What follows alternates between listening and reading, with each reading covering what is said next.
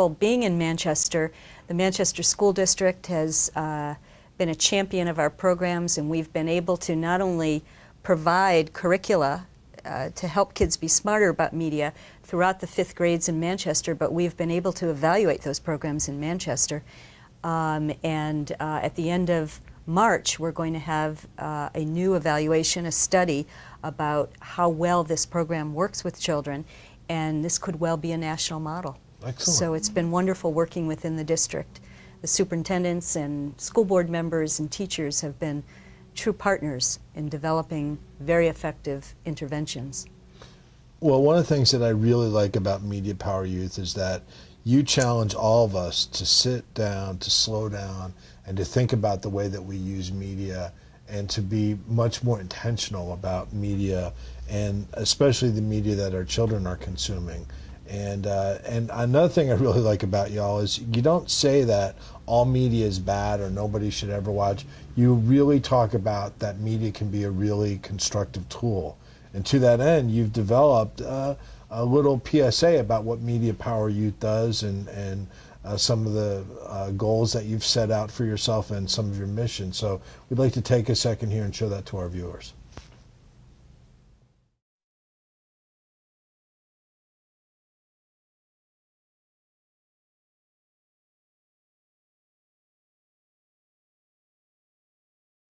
The way we teach our children math and English and science and history, we have got to include media education and media literacy.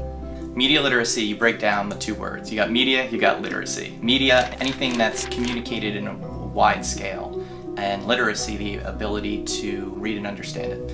Children ages 8 to 18 are using media, according to the Kaiser Family Foundation, up to 8.5 hours a day with multitasking. This is a lot of time in their lives. It's more time than many of them are sleeping.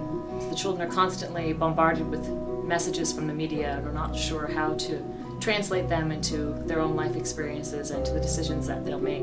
The average child sees over 2,000 beer and wine commercials a year. You know, you can have great, inspiring, wonderful media, and then you can have media whose only purpose is to get you to buy something. It leads into what messages media is telling us about ourselves as individuals, as a culture, as families, as women, as men.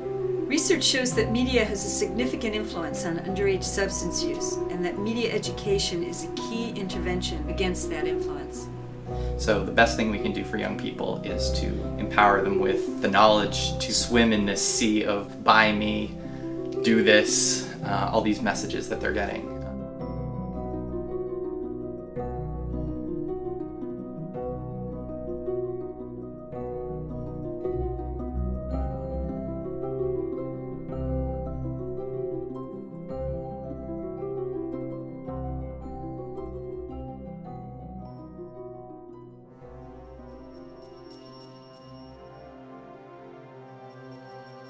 Media Power Youth provides evidence-based interventions to help coalitions and communities integrate health-focused media education into schools and out-of-school youth programs, parenting programs, and professional training programs. Many of these interventions involve youth in meaningful ways, which give them powerful connections to their peers, family, and communities, making them both advocates and positive message makers. And it's one of the more exciting ways that I've seen young people take to the issue of media literacy. These are critical thinking skills that we're providing to children, and these are lifelong skills, so it goes well beyond just helping them to make safe, healthy decisions as children or teens.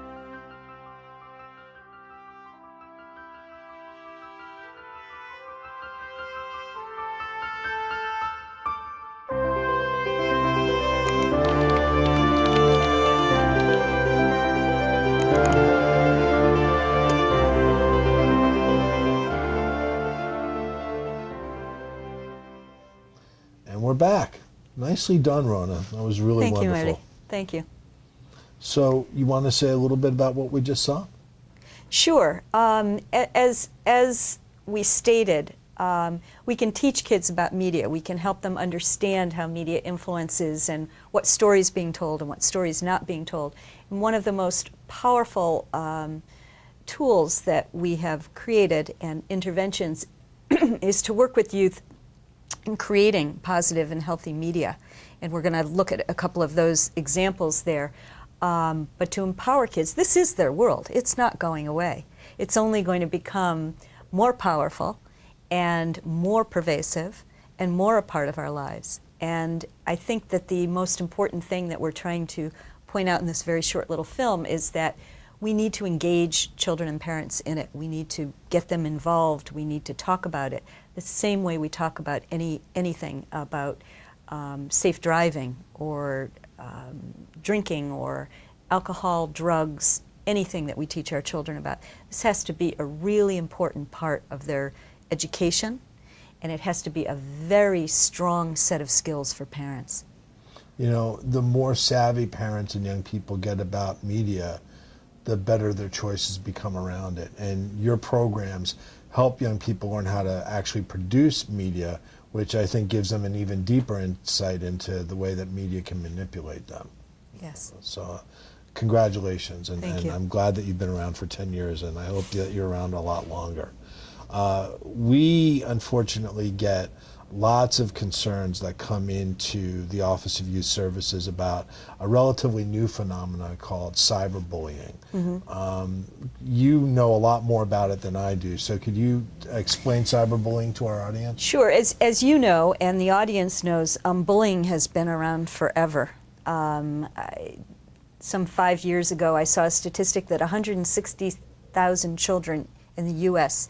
each day do not go to school for fear of bullying. It's real. It's real, and it always has been. And the technology, this new media technology, has made cyberbullying easier to do, more anonymous, more capable of spreading the bullying from one person to a group of people, and able for, bullying used to occur in person on a school bus or maybe in the schoolyard or in a playground after school or at night on a street corner. Now it can occur anywhere virtually, and it can occur from between 12 midnight and 6 a.m., which is oftentimes happening. And it can have such a powerful impact on the people involved now, because bullying between two people can turn into a bullying issue between those two people and 300 people at a school. And the next thing you know, there's a gang effort that the bullying between two people turns into a larger phenomenon. So it's become very serious, and in fact, it's going on all the time in our schools. We've had parent programs where we've heard about it firsthand. As you know, there have been a few very terrible examples of where bullying has resulted in depression and even ended up in suicide. There have been a few examples of that in the last 2 years in the United States. So it goes everywhere from feelings being hurt to turning into a major life crisis, not only for the person involved, but for their family and everybody around them. So it's a serious problem. You know, I think some parents think about cyberbullying, and a parent even one time said to me, well, I'd rather have a virtual black eye than a real black eye. And I think that they don't understand that a lot of what happens in the life of a young person is impacted by what they think other people think about them, what their peer group thinks about them. Yes. And learning who to share what information to, who to share what information with is a critical skill for a young person. Unfortunately, the way media experience sets up young people with texting and with cell phones and email distribution lists and friends on Facebook and Twittering and all that, is that a random thought or an impulsive thought that would usually die when spoken between one or two people now can go out to hundreds of people. Yes. From a law enforcement perspective, too, we get in trouble because media allows young people to engage in highly risky behavior, scheduling fights and places to go to become involved in inappropriate activities, and enables young people to do that in a much more sophisticated way than ever before. So just because this is happening in cyberspace